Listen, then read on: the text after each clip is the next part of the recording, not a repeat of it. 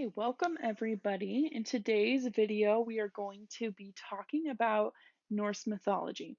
So this is the new mythology that we will be exploring and learning about in class. So in this video, I'm going to give you a quick introduction to Norse mythology and tell you kind of the basics of what it is. So we're going to be talking about what Norse mythology is, who it was practiced by, when it was practiced, where it was practiced, and why we even talk about Norse mythology in the first place.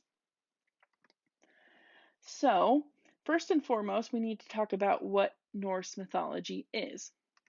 So, Norse mythology is a set of religious stories or myths believed by the Scandinavian people. And the Scandinavian people are often referred to as Vikings. And just a side note, Norse mythology is really closely related to Germanic mythology. A lot of the stories are really similar. So, we just finished talking about Greek mythology, and Greek mythology is really closely related to Roman mythology. The stories are basically the same. The only difference is that the names of the gods and goddesses have been changed. So it's the same deal with Norse and Germanic mythology. They're very closely related. Same stories happen in both sets, but the names are just changed. So that's kind of a good piece of information to know. You might hear it referred to as either. So Norse myths revolve around gods and goddesses, which means the Norse people were also polytheistic. They believed in many gods. And Norse myths, that's hard for me to say, that's a tongue twister. Norse myths also feature creatures like giants, elves, and dwarves, and many other mythical creatures. So, who believed in Norse mythology? So, of course, the Norse people did. And the Norse people resided in these three countries mainly. So, we have Sweden right here, we have Norway right here, and then we also have Denmark. So Scandinavian people primarily lived in these three countries. And then later on, Iceland was also kind of adopted into the Scandinavian group of countries. So Iceland later on started practicing Norse mythology. So overall, Vikings were the people who believed in Norse mythology. This was their religion. So when was Norse mythology created and practiced?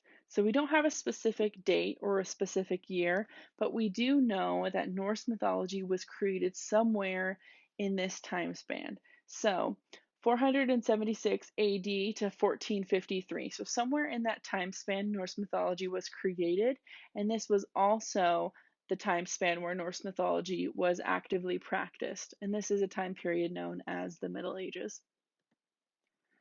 So, why do we study Norse mythology in the first place? Well, for one thing, when we study Norse mythology, it helps us learn about ancient cultures and what the people of that time thought about the world. And it's just a really cool way to learn about history and about different people through their religions and through the stories that they believe to be true. But even more important than that is Norse mythology is referenced a ton in pop culture today. So I'm going to give you a few examples of things from pop culture that is derived from Norse mythology. So the most popular reference to Norse mythology today is probably the movies Thor, like the Thor movies. So Marvel Studios Thor. So here's my first example.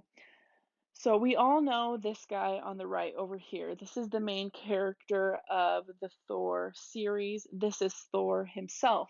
He is the god of thunder. However, Thor was originally a Norse god. So he is a character in Norse mythology, and Marvel Studios derived this character, Thor, that we know from the Marvel movies, from Norse mythology. So both of these people are the god of thunder. This is the Norse mythology depiction, and this is the Marvel movies depiction. Other characters from the Thor series show up in Norse mythology as well. So we got Loki in Norse mythology. He is referred to as a Norse trickster. In the Marvel version, he is referred to as the god of mischief. So in both places, he's kind of known as like a tricky, mischievous guy who, causes a lot of trouble. So there's some similarities there.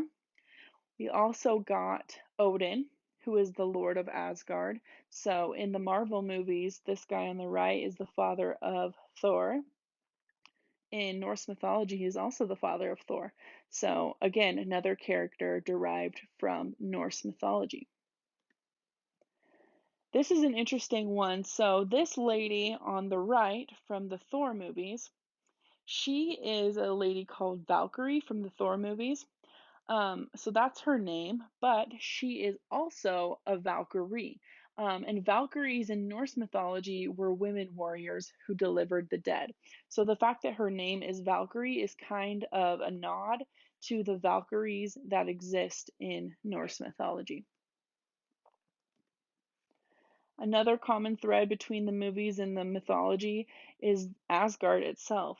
So in the Marvel movies, Asgard is Thor's home, that's his home planet, and that's where he lives. In Norse mythology, Asgard is kind of the realm of the universe where the gods and goddesses live. So it's kind of like Mount Olympus in Greek mythology. Asgard is where the gods and goddesses live.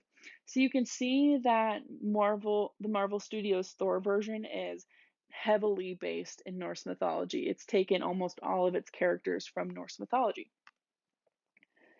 Other pop culture references of Norse mythology are the Lord of the Rings. So you've got similarities in the characters of like the giants and the elves and the dwarves and also some of the human characters.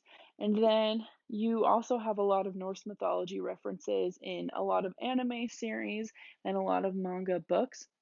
It's just kind of everywhere in pop culture right now. It's really blown up and it's gotten super popular. So the more that we understand the original Norse mythology, the more we will understand and appreciate these modern references. So it's kind of cool that um, we're learning about it now and we have these modern examples to compare with. So yeah.